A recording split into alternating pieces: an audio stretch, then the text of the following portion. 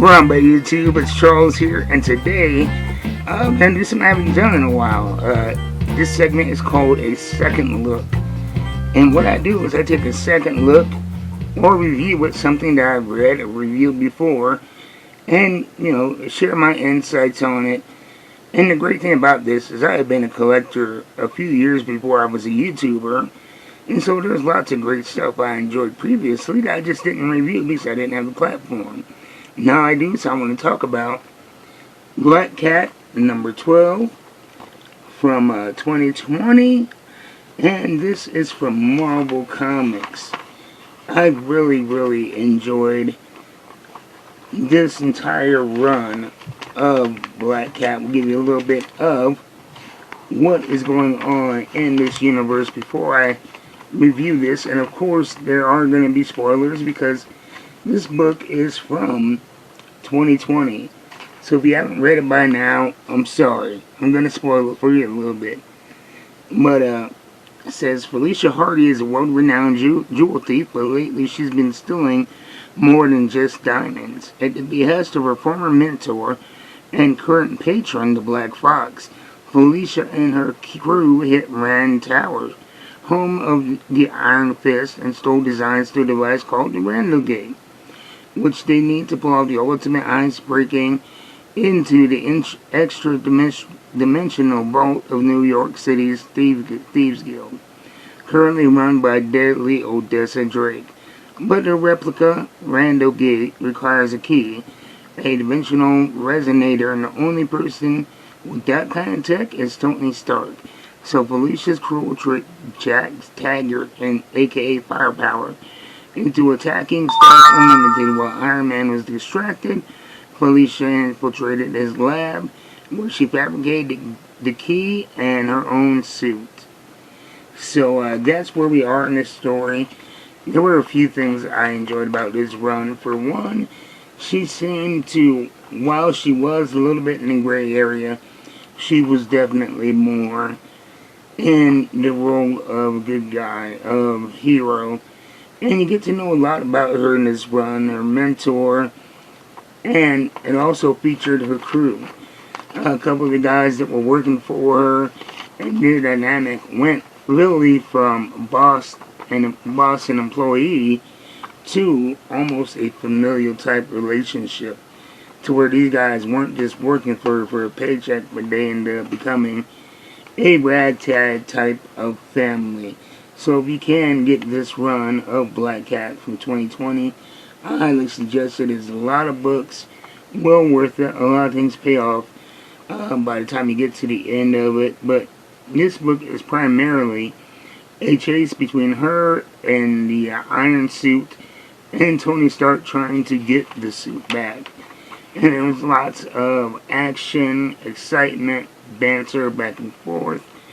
And one thing that struck me, even I remember reading it from the first time, is in her internal narration, she's noting the fact that Tony Stark can't keep up with her because she's making these high G-force turns that will make a person pass out. But she keeps mentioning this secret that she has. And it gets to the point to where Tony is frustrated, ends up losing her, and wondering himself how is she able to maneuver like she does.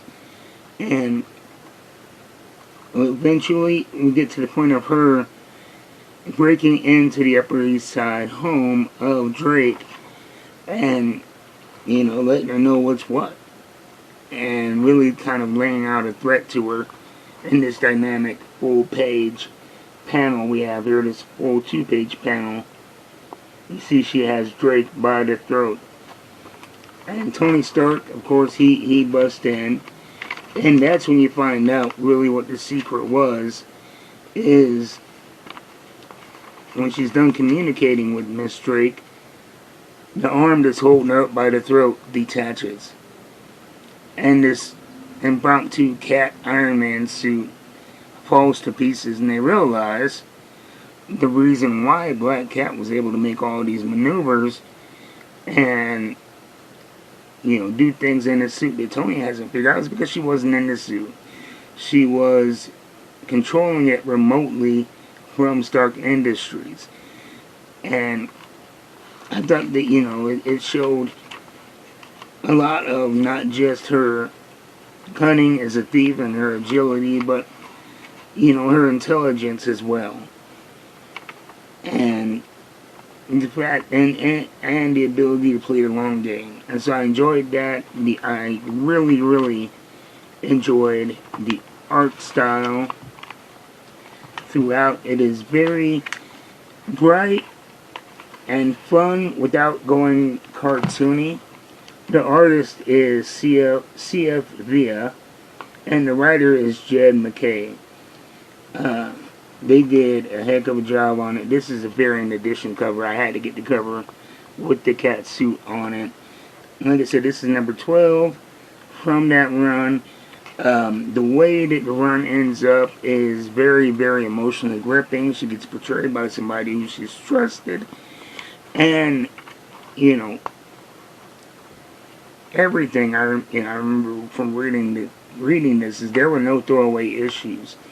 Even when you had issues like this where she dealt with other heroes in New York and, we would have this kind of guest of the week dynamic. Even those books laid down a groundwork and laid down a breadcrumb of what was to come in the series. And so if you can get a hold of this, number 12, from Black Cat 2020, it's a great read, a fun read, and kind of a preamble to the Iron Cat series that came out a couple years later from Marvel. The same suit, great story as well. And I think now is a good time to go back and look at these stories with a brand new Black Cat series dropping this month from Marvel. So that's my thoughts on it. Go check it out at your local comic book store if you can find some back issues.